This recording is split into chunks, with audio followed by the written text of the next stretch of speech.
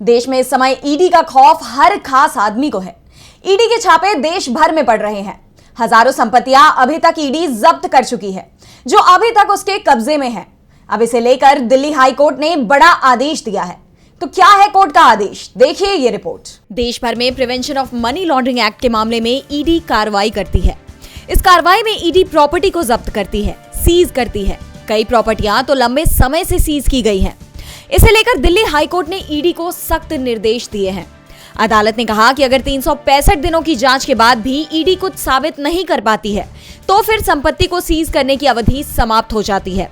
फिर उस संपत्ति को उसके मालिक को लौटाना होगा।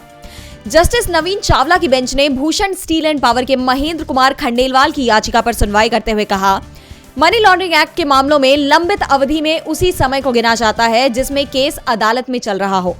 1 साल की अवधि में समन को चुनौती देने, जब्ती कार्रवाई के खिलाफ अपील दायर करने और उस पर सुनवाई की अवधि शामिल नहीं है। ऐसे में 1 साल के भीतर अगर जांच पूरी नहीं हो पाती है और मामला आगे नहीं बढ़ता है, तो फिर जब्त की गई संपत्ति लौटानी होगी। कोर्ट ने कहा कि मनी लॉन्ड्रिंग एक्ट में संपत्ति को जब्त करने का प्रावधान भी बहुत कड़ा है, इसलिए एक्शन लेने से पहले ईडी को विचार करना चाहिए। कोर्ट के आदेश से साफ है कि ईडी अब सिर्फ कार्रवाई के नाम पर प्रॉपर्टी को जब्त नहीं करेगी, बल्कि उसे साबित भी करना होगा कि उसकी कार्रवाई सही है, और ये सब उसे 1 साल के अंदर ही करना होगा। डीवी लाइव की रिपोर्ट।